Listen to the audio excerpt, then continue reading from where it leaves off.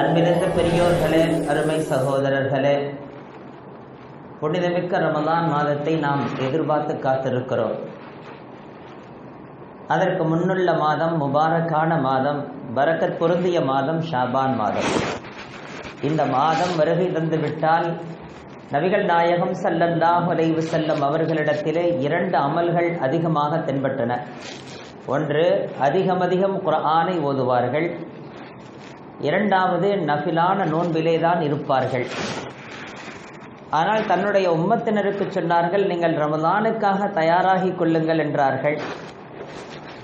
குர்ஆன் ஓதுகின்ற விஷயத்திலே இந்த மாதத்திலிருந்தே நமது ஈடுபாடுகள் துவங்கிவிட வேண்டும் என்றார்கள். குர்ஆனை ஓத தெரிந்திருந்தால் இந்த மாதத்திலிருந்தே துவங்க சொல்வதற்கும் அர்த்தம் இருக்கிறது, துவங்குவதற்கும் அர்த்தம் இருக்கிறது. குர்ஆனை ஓத தெரியவில்லை என்றால் அவர்களை நீங்கள் ஓத துவங்குங்கள் என்று எப்படி சொல்வது பெரியவர்களே? இருந்தாலும் அந்த வருத்தமாவது கல்விலே ஏற்பட வேண்டும் என்கிற எண்ணத்தில் தான் சில செய்திகளை உங்களுக்கு முன்வைக்க முன்வந்திருக்கிறேன். அல்லாஹு ஜல்ல ஷானுஹு வ தஆலா ஒரு அழகான செய்தியை சொல்லுகிறான். இந்த வேதத்தை கொண்டு ஈமான் கொண்டவர்கள் என்பவர்கள் யார்? இந்த வேதத்தை கொண்டு ஈமான் கொண்டவர்கள் என்று நாம் சொல்லிக் கொள்கிறோம் அல்லவா? இந்த வேதத்தை கொண்டு ஈமான் கொண்டவர்கள் என்று நாம் சொல்லிக் கொள்வதற்கு அர்த்தம் வேண்டும். அல்லதீன ஆத்தைனாகும், அவர்களுக்கு நாம் வேதத்தை வழங்கினோம். அல்லதீன ஆத்தைனாகுமல் கிதாப, இந்த திருவேதத்தை, இந்த அருள் மறையை, பொதுமறையை, உலக பொதுமறையை நாம் வழங்கினோம். அல்லதீன ஆத்தைனாகுமல் கிதாப யத்லூனஹு ஹக்க திலாவதி, அவர்களுக்கு வழங்கப்பட்ட இந்த திருமறையை அவர்கள் உரிய முறையில் ஓதுகிறார்கள். உலாயிக யுக்மினூன பிஹி, அவர்கள் தான் இந்த வேதத்தை கொண்டு ஈமான் கொண்டவர்கள். அவர்கள் மட்டும்தான் தகுதி படைத்தவர்கள். இந்த வேதத்தை கொண்டு நாங்கள் ஈமான் கொண்டிருக்கிறோம் என்று சொல்வதற்கு அவர்களுக்குத்தான் அதிகாரம் இருக்கிறது, அவர்களுக்குத்தான் அந்த அழகு லட்சணம் இருக்கிறது. ஓதவே தெரியவில்லை, குர்ஆனுடன் எந்த சம்பந்தமுமே இல்லை, இந்த குர்ஆன் எங்களுடையது என்று சொல்வதற்கு அவர்களுக்கு என்ன அருகதை இருக்கிறது என்று கேட்கிறார். குர்ஆனை தொடுவதே இல்லை, குர்ஆனை ஓதுவதும் இல்லை, குர்ஆனை முத்தி எடுப்பதும் இல்லை, குர்ஆனோடு சம்பந்தம் பாராட்டுவதற்கும் சொந்தம் பாராட்டுவதற்கும் உனக்கு என்ன அதிகாரம் இருக்கிறது என்று அல்லாஹ் கேட்கிறான் குர்ஆனிலே. இப்பொழுது நம்மை நாமே பார்த்து கொள்ள வேண்டும், குர்ஆனோடு நம்முடைய தொடர்பு என்ன? குர்ஆனை ஓத தெரியவில்லை என்றாவது அந்த கவலையாவது வந்ததுண்டா? குர்ஆனின் சில பகுதிகள் கூட மனனத்தில் இல்லை, கல்விலே இல்லை, அந்த வருத்தம் என்றாவது வந்ததாவது உண்டா? நினைத்து பார்க்க வேண்டும். மன் லைஸ ஃபீ ஜௌஃபிஹி ஷையுன் மினல் குர்ஆன் ஃபஹுவ கல் பைத்தில் ஹரிபி என்றார்கள் நபிகள் நாயகம் ஸல்லல்லாஹு அலைஹி வஸல்லம். எந்த முஸ்லிமான மனிதனின் உள்ளத்திலே குர்ஆனிலிருந்து சில பகுதிகள் கூட மனனத்தில் இல்லையோ அது குட்டிச்சுவராகி போன வீடை போன்றது என்றார்கள். அந்த மனிதனின் உள்ளம் குட்டி சுவராகி போன்ற, குட்டி சுவராகி விட்ட வீட்டை போன்றது என்றார். குட்டிச்சுவராகி விடுகிறது அல்லவா, பாழடைந்த வீடு, எந்த பராமரிப்புகளும் செய்யப்படாத ஒரு இடம். அந்த இடத்திலே யார் வந்து போவா? அந்த இடத்திலே மலாயிகத்துமார்களின் வருகை ஏற்படாது. ஜின்கள், ஷைத்தான்களுடைய, தீய வஸ்துகளுடைய, மிருகங்களுடைய வருகை வந்து போகும். அந்த இடத்தை போன்றதாக இருக்கிறது என்றார்கள் நபிகள் நாயகம் ஸல்லல்லாஹு அலைஹி வஸல்லம். ஒவ்வொருவருமே தன்னுடைய நிலையை முன்வைத்து பார்க்க வேண்டும். நமது நிலை என்ன என்று பார்க்க வேண்டும். அல்லாஹ் சொல்லுகிறான், அவர்களுக்கு நாம் இந்த வேதத்தை வழங்கினோம், இந்த குர்ஆனை நாம் கொடுத்தோம். அந்த குர்ஆனை அவர்கள் உரிய முறையில் ஓதக்கூடியவர்கள். யத்லூனஹு ஹக்க திலாவதி, जिस तरह पढ़ना है उस तरह पढ़ते हैं. அப்ப குர்ஆனை ஓதுதல் என்பது வேறு, அதை எப்படி ஓத வேண்டுமோ அப்படி ஓதக்கூடியவர்கள் என்கிறான். ஹக்க திலாவதி என்கிறான். அது என்ன? குர்ஆனை உரிய முறையில் ஓதுதல் என்றால் அதற்கு என்ன பொருள் என்று பார்த்தால் அதற்கு 3 அர்த்தத்தை நமக்கு தருகிறார். அதிலே ஒரு அர்த்தம் என்ன? குர்ஆனை அல்லாஹு ஜல்ல ஷானுஹு வ தஆலா ஜிப்ரீல் அலைஹிஸ்ஸலாத்து வஸ்ஸலாம் அவர்களுக்கு முன்பாக ஓதி காட்டுகிறான். ஏனென்றால் குர்ஆனிலே அவனே சொல்கிறான், தில்க ஆயாத்துல்லாஹ் நத்லூஹா அலைக பில் ஹக், அவைகள் அல்லாஹ்வின் அத்தாட்சிகள், அதை நாம் ஓதுகின்றோம். இறைவன் ஓதுவதாக சொல்கிறான்.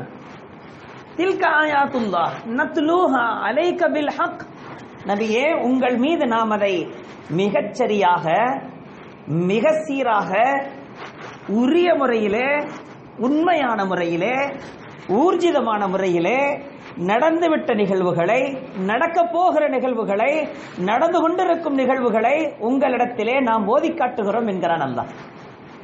ரப்பு ஓதி காட்டுகிறான். ரப்பு ஓதி காட்டுவதை செவிமடுக்கிறார்கள் ஜிப்ரீல் அலைஹிஸ்ஸலாத்து வஸ்ஸலாம் அவர்கள். செவிமடுத்ததிலிருந்து கொஞ்சம் கூட எந்த மாற்றமும் அவர்கள் செய்யவும் மாட்டார்கள், செய்யவும் முடியாது. அதை அப்படியே கொண்டு வந்து நபி அவரிடத்திலே ஓதி காட்டுகிறார்கள். நபி அவர்களை ஓத சொல்கிறார்கள். நபி அவர்களது நாவிலிருந்து ஓத கேட்கிறார்கள். அதை திருத்தி தருகிறார்கள். திருத்தப்பட்ட அந்த குர்ஆன் நபி அவர்களது நாவிலிருந்து மிக அழகான முறையிலே அது உச்சரிக்கப்பட்ட பிறகு திரும்ப திரும்ப சொல்லிக் கொடுத்து, ஒரு ஆசிரியரை போன்று சொல்லிக் கொடுத்து நபி அவர்கள் அதை திருத்தமாக சொன்ன பிறகு, இப்படித்தான் இறைவன் உங்களுக்கு ஓதிக்காட்ட சொன்னான் என்று ஜிப்ரீல் சொல்லிவிட்டு சென்ற பிறகு அதை நபி அவர்கள் ஓதி காட்டுகிறார்கள் சஹாபிகளுக்கு முன்பாக. என் ரப்பு இப்படித்தான் ஓதினான், அதை செவிமடுத்த ஜிப்ரீல் இப்படித்தான் ஓதினார், அதை நான் அப்படியே ஓதி காட்டுகிறேன், நீங்களும் அப்படியே ஓதுங்கள் என்றார்கள் சஹாபிகளை பார்த்து. எனவே குர்ஆனை கொண்டு ஈமான் கொண்டோம் என்று சொன்னால் அந்த குர்ஆனை நபி அவர்கள் ஓதியது போன்று ஓத வேண்டும். हुजूर ने जिस तरह तिलावत करे उस तरह तिलावत करना. हुजूर ने जिस तरह मद करे, शद करे, इदगाम करे, इख्फा करे, इज़हार करे, நபி அவர்கள் எப்படி அழுத்தம் கொடுத்தார்களோ, நபி அவர்கள் எந்தெந்த இடத்திலே நீட்டினார்களோ, நீட்டல் குறிகளை, நிறுத்தல் குறிகளை, அழுத்த குறிகளை அனைத்தையும் நபி அவர்கள் பேணியது போன்று நாம் பேண வேண்டும். இதுதான் முதல் ஹக். அந்த குர்ஆனை கொண்டு நாம் ஈமான் கொண்டிருக்கிறோம் என்றால் முதல் ஹக் இது நிறைவேற வேண்டும். இந்த ஹக் நம்மிடத்தில் இருக்கிறதா? குர்ஆனை ஓத தெரிந்தவர்களிடத்திலும் கூட இந்த ஹக் இருக்கிறதா என்று தெரியாது. இது முதல் ஹக் பெரியவர்களே. இனி இரண்டாவது ஹக் என்ன? அந்த குர்ஆன் என்ன சொல்கிறது? அந்த குர்ஆனின் மூலமாக இறைவன் என்ன உத்தரவிடுகிறான்? அவன் எதை விரும்புகிறான்? அவன் எதை வெறுக்கிறான்? அவனது நோக்கம் என்ன? அவன் சொல்லுவதனுடைய மக்சது என்ன? किस मकसद पर ने अल्लाह इस बात को करता है, जिस मकसद पर अल्लाह ने ये हुक्म देता है, அதை தெரியணும்.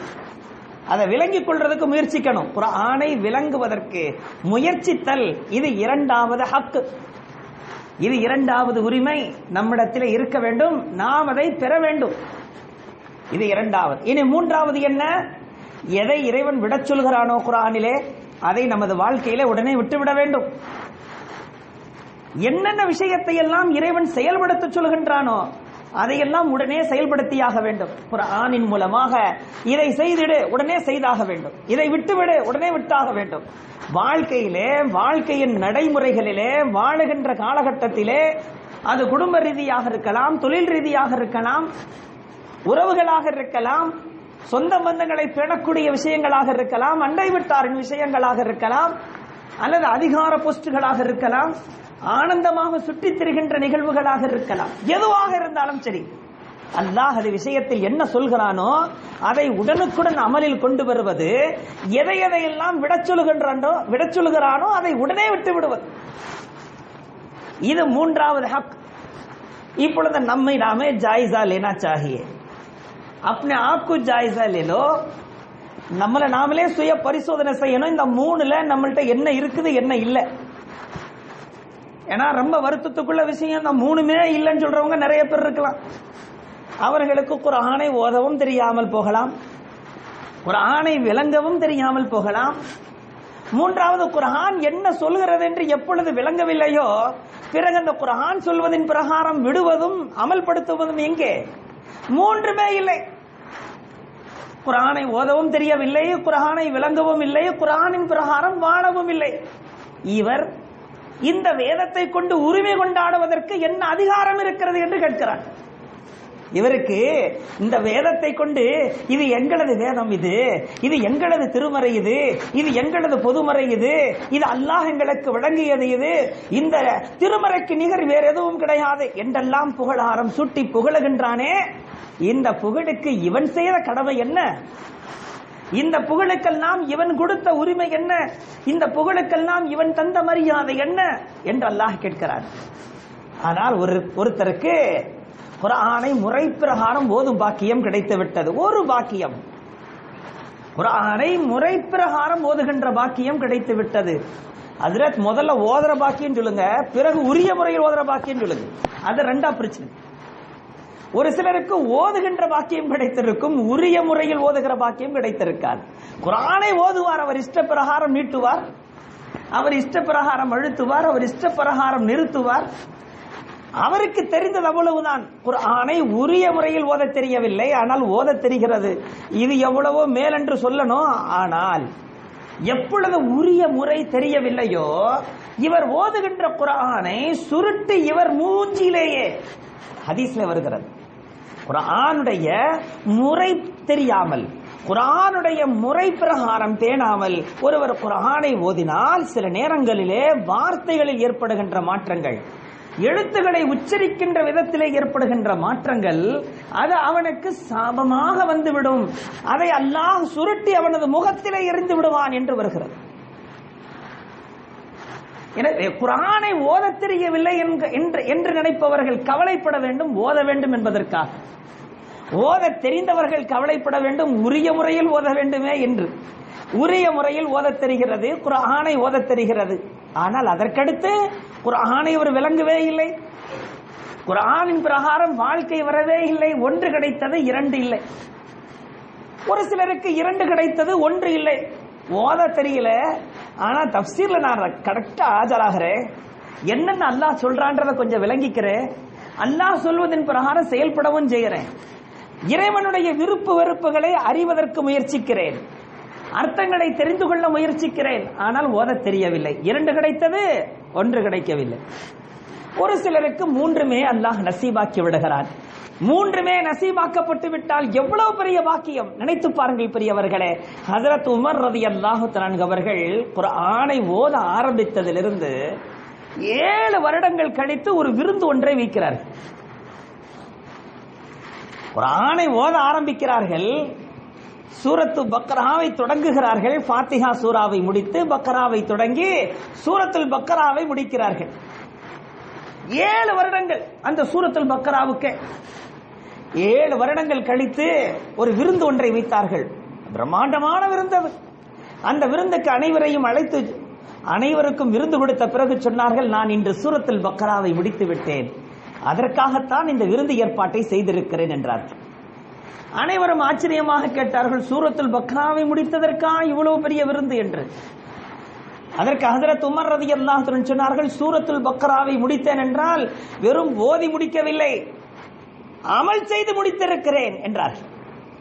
சூரத்துல் பக்ராவை ஓதினேன், அதை உரிய முறையில் ஓதினேன், அதை அழகுற ஓதுவதற்கு முயற்சித்தேன், அதை எப்படி ஓத வேண்டுமோ அந்த முறை தழுவி ஓதினேன், அதனுள்ள அர்த்தங்களை எல்லாம் விளங்கினேன், இறைவன் அதிலே உத்தரவிட்டிருக்கின்ற உத்தரவுகளை செயல்படுத்தினேன், இறைவன் எதையெல்லாம் தடை செய்திருக்கிறானோ அதை நான் தடுத்துக் கொண்டேன்.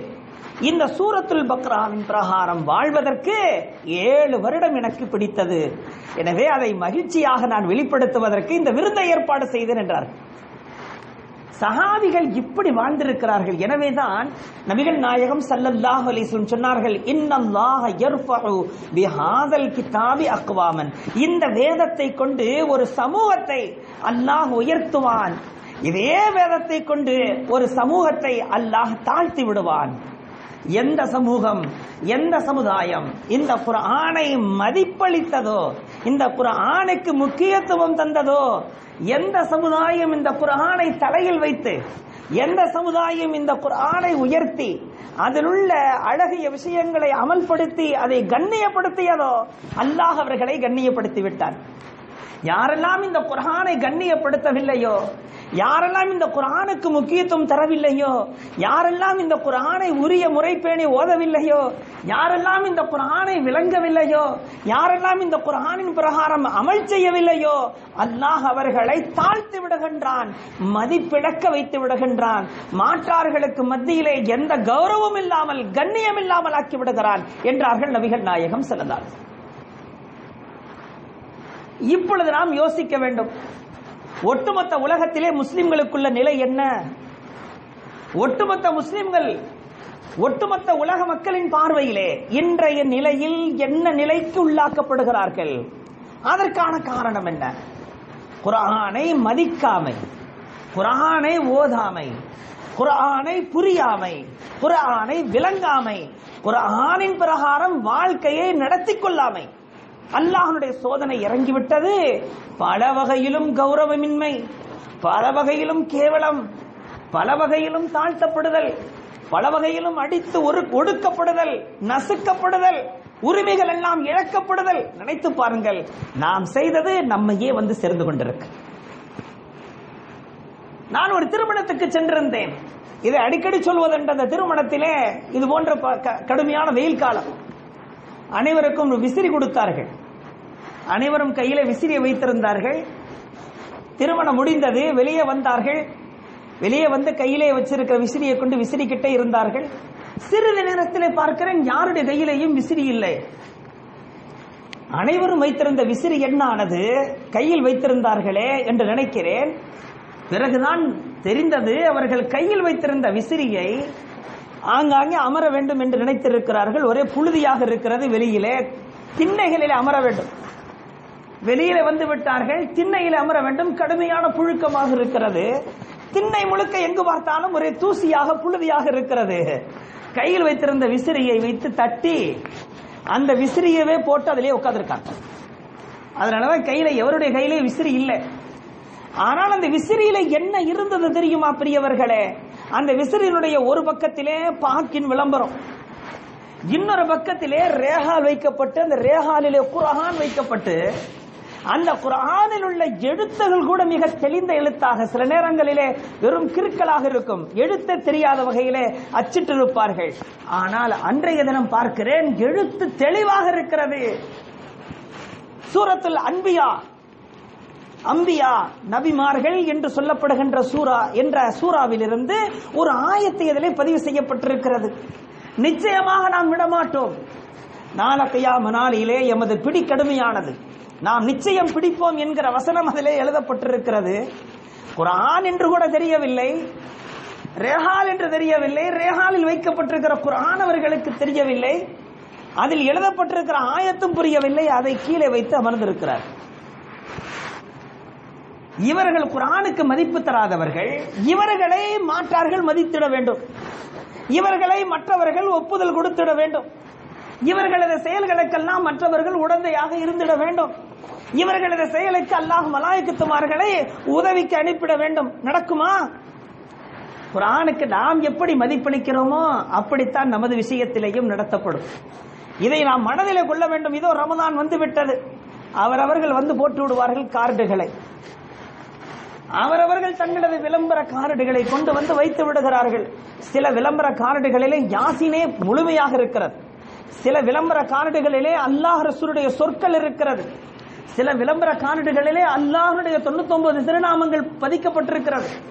சிலர் வைக்கின்ற அந்த கார்டுகளிலே குர்ஆனுடைய முக்கியமான சூறாக்கள், ஆயத்துல் குர்சி இருக்கிறது, சில நேரங்களில் சின்ன சின்ன சூறாக்கள் பதிவு செய்யப்பட்டிருக்கிறது, கொண்டு வந்து வைத்து விடுகிறார்கள். காபத்துல்லாஹ்வுடைய உருவப்படம் மதீனா நகரத்திலே நபி அவர்கள் துயில் கொள்ளுகின்ற அந்த குப்பத்தை ஹலரா, நபி அவர்கள் துயில் கொள்ளுகின்ற அந்த இடத்தின் உருவப்படம், இவைகள் எல்லாம் பதிக்கப்பட்டு வந்து வைத்து விடுகிறார்கள். காற்றடிக்கிற நேரத்தில் எங்கு பார்த்தாலும் காரடுகளாக கிடக்கிறது, கீழே தெருக்களில் எல்லாம் கிடக்கிறது காரடுகள். அவைகளை மிதித்துக் கொண்டு போகின்ற ஒரு சூழல். எடுத்து எடுத்து எவ்வளவுதான் வைப்பது, அதையும் தாண்டி கீழே பாதுகாத்து வைக்கவும் முடியவில்லை. எங்காவது பராமரிக்கலாம் என்றால் அதுவும் முடியவில்லை. எங்கு பார்த்தாலும் சீரழிகின்றது. நினைத்து பாருங்கள், எவ்வளவு பெரிய குற்றத்தை நாம் செய்து கொண்டிருக்கிறோம். கடைகளிலே வைத்திருக்கிறோம், தூய்மை இல்லாத மாதாந்திர ருது வருகின்ற பெண்கள் வருகிறார்கள். அவர்களது கையிலே ஆயத்துல் குர்சி எடுத்துக் கொடுக்கிறோம். அவரது கையிலேயும் யாசீனை எடுத்துக் கொடுக்கிறோம். சுத்தமில்லாமல் திருமறையை தொடாதே. அல்லாஹ் குர்ஆனிலே உத்தரவிடுகின்றான். சுத்தமில்லாமல் குர்ஆனை தொடாதே என்கிறான். ஆனால் இயல்பாக வரக்கூடிய அந்த மாதாந்திர ருது உள்ள பெண்களும் கூட அதை வாங்கிக் கொள்ளுகிறார்கள். கேட்டு பெறுகின்ற சூழ்நிலையும் ஏற்படுகின்றது. சுத்தமில்லை என்றால் தொடக்கூடாதே என்கிற எண்ணம் இல்லை. அதை எவ்வளவு கண்ணியப்படுத்த வேண்டும், அந்த கண்ணியம் அங்கே இழக்கப்படுகிறதே. அதனுடைய நிலை என்ன நினைத்து பாருங்கள். நபிகள் நாயகம் ஸல்லல்லாஹு அலைஹி வஸல்லம் அவர்களது காலத்திலே, அதற்கு பிறகுள்ள காலத்திலே என்று சில நூற்றாண்டுகள் வரையிலும் அது நீடித்தது. ஆனால் இப்பொழுது அது இல்லை. ஒரு காலகட்டத்திலே ஃபஜ்ர் தொழுகைக்கு பிறகு ஒரு ஊருக்குள்ளே நுழைந்தால் அந்த ஊரினுடைய வீடுகளின் ஜன்னல் வழியாக குர்ஆனின் சத்தம் வரும். அதை வைத்து இங்கே இஸ்லாமியர்கள் குடியிருக்கிறார்கள் என்று தெரிந்து கொள்ளுகிற நிலை இருந்தது.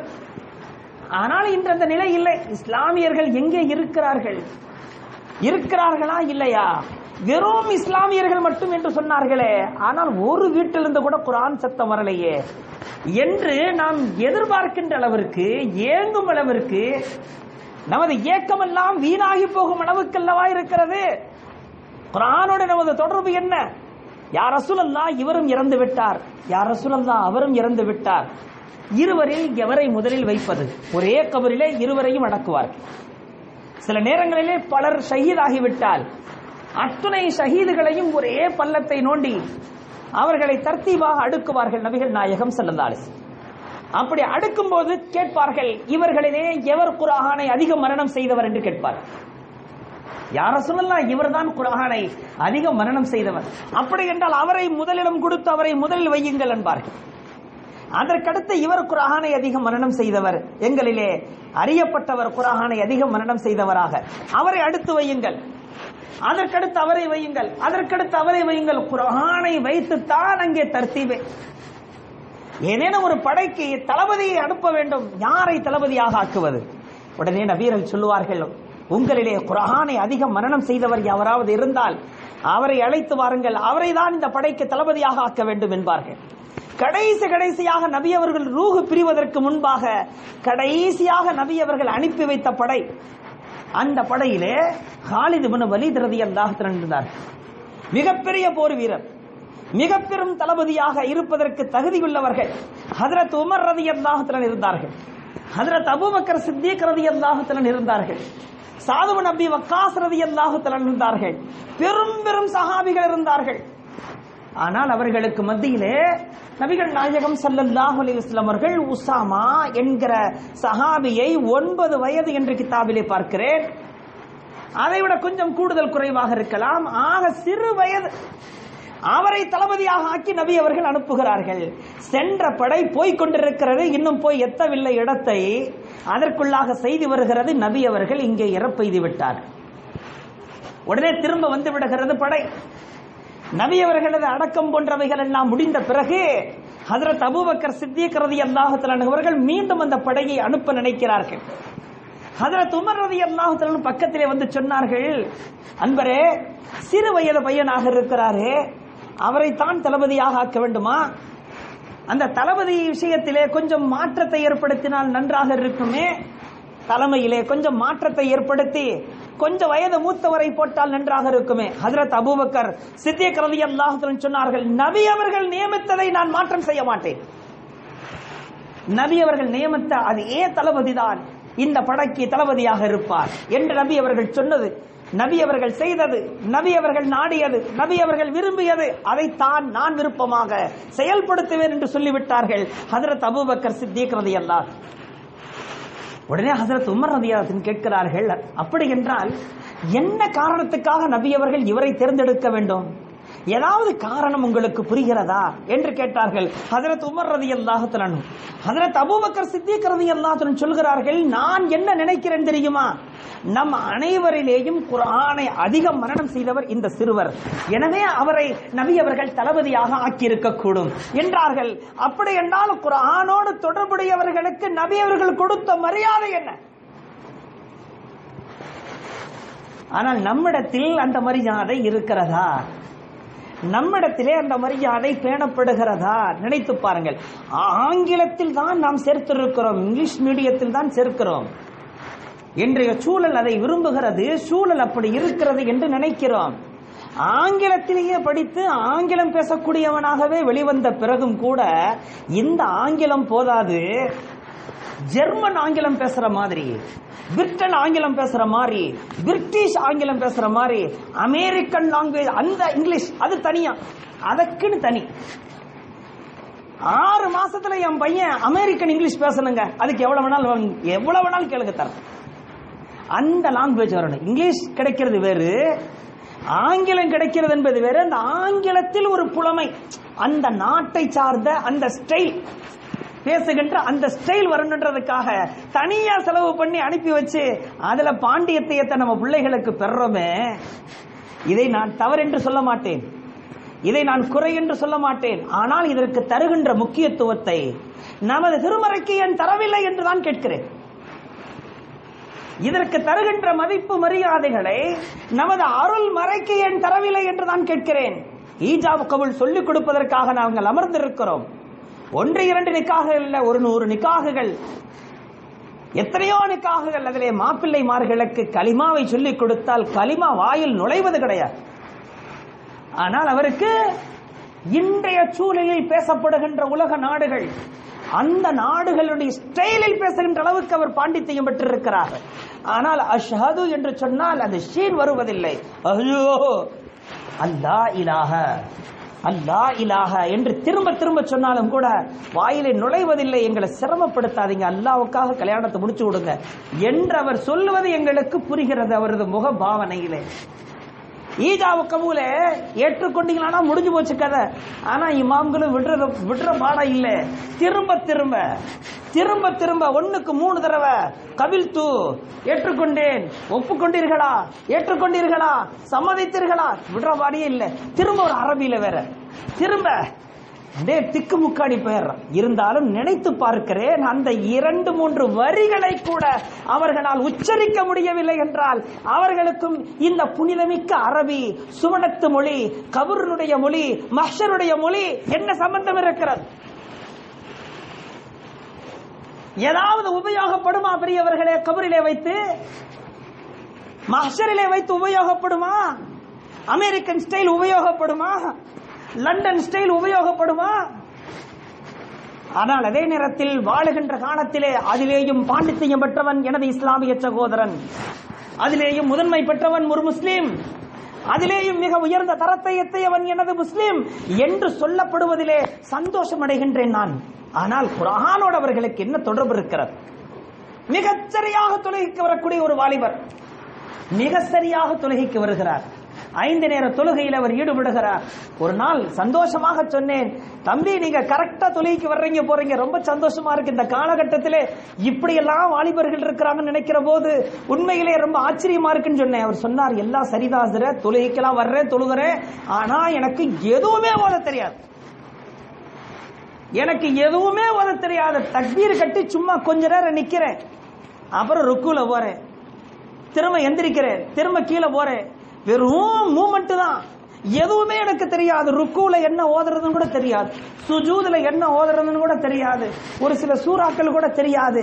என் மேல நீங்க ரஹ்மத் செய்யறதா இருந்தா, அவர் என்ன சொன்னாரு, என் மேல நீங்க ரஹ்மத் காட்டுறதா இருந்தா, என் மேல உங்களுக்கு பாசம் இருக்குது, பரிவு இருக்குதுன்னு சொன்னா நீங்க தமிழ்ல அல்லது இங்கிலீஷ்ல அந்த குர்ஆனை அப்படியே எனக்கு எழுதி கொடுங்க, நான் மனப்பாடம் செய்திக்கிறேன்னு சொன்னார்.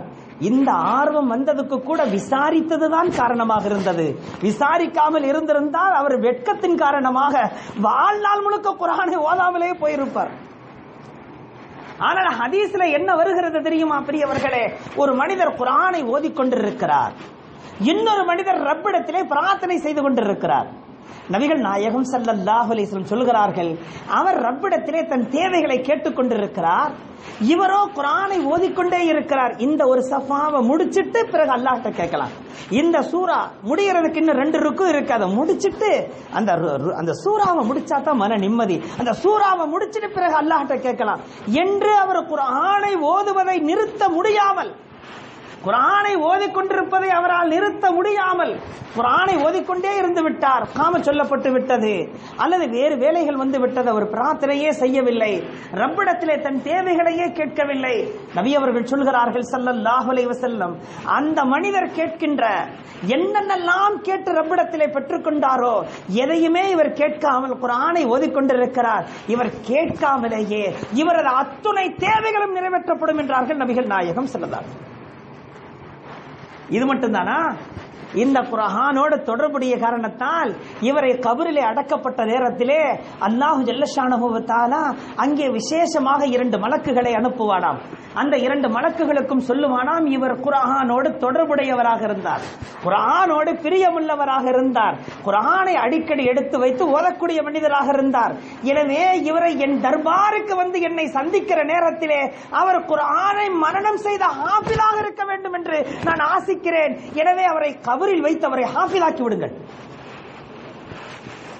அவரை கபரிலே வைத்து ஹாஃபிலாக்கி விடுங்கள். கபரிலே வைத்தவருக்கு குர்ஆனை மரணம் செய்ய வைத்து, எங்க மனிதர்கள் ஹாஃபிலாக்கியே இத்தனை ஆயிரம் லட்சக்கணக்கான கோடிக்கணக்கான ஹாஃபிதுகள் உருவாகிற போது மலாயிக்கத்துமார்கள் வந்து சொல்லி கொடுத்தா ஏதாவது அதில் மாற்று கருத்து இருக்க முடியுமா? இவரை என்னிடத்தில் கொண்டு வருகிற நேரத்திலே, என் தர்பாருக்கு அவர் வருகிற நேரத்திலே அவர் குர்ஆனை மனனம் செய்து முழுமையாக முடித்த மனிதராக இருக்க வேண்டும். நீங்கள் அதை ஏற்பாடு செய்யுங்கள் என்று 2 மலக்குகள் தனியாக ஏற்பாடு செய்யப்பட்டு ரப்பின் தர்பாருக்கு வருகிற நேரத்திலே அவர் ஹாஃபிலாக வந்து முன்னால் நிற்பாராம். பெரிய குர்ஆனை மனனம் செய்த ஹாஃபிதை அடக்கப்படுகிறது. குர்ஆனை இந்த உலகத்திலேயே மனனம் செய்த ஹாஃபிதை அடக்கப்படுகிறது. உடனே அந்த கபர் கேட்குமாம் அல்லாஹ்விடத்திலே, யா அல்லாஹ், என்னிடத்திலே வந்திருப்பவர் யார் தெரியுமா? குர்ஆனை மனனம் செய்தவர் வந்திருக்கிறார். இப்பொழுது இவரோடு நான் எப்படி நடந்து கொள்ள, இவரோடு நான் எப்படி நடந்து கொள்வது எனக்கு மிகவும் அச்சமாக இருக்கிறது. யா அல்லாஹ், அவரது கல்விலே குர்ஆன் இருக்கிற போது அவரை நான் எப்படி நெருக்குவது? பாவம் செய்தவர், குற்றம் புரிந்தவர், ஆனால் கல்வியிலே குர்ஆனை வைத்திருக்கிறாரே, அவரை என்னால் இருக்க முடியாது, என்னால் அவரை நெருக்க முடியாது, அவரை என்னால் தண்டனை செய்ய முடியாது. ரப்பே, நீ என்ன உத்தரவிடுகிறாய்? அல்லாஹ்விடத்திலே கேட்குமாம், கபர் கேட்குமாம். எவ்வளவு உயர்ந்த அந்தஸ்தை பார்த்தீர்களா? அந்த அந்தஸ்து மிக்க ஹாஃபிதுகளைத்தான் இந்த மதரசாவிலே நாங்கள் உருவாக்கி கொண்டிருக்கிறோம்.